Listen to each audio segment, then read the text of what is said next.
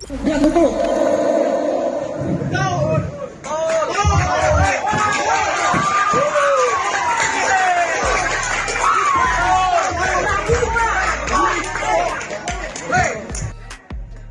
pentas musik dibubarkan polisi viral di media sosial.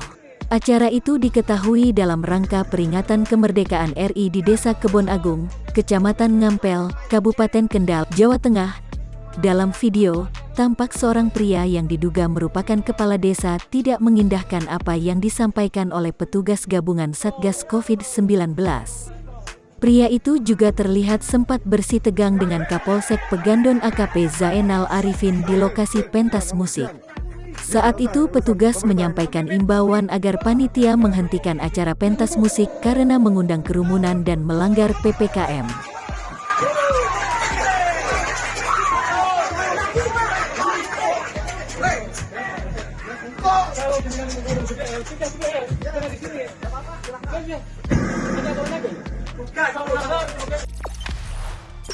Jangan lupa subscribe, share, komen, dan like ya.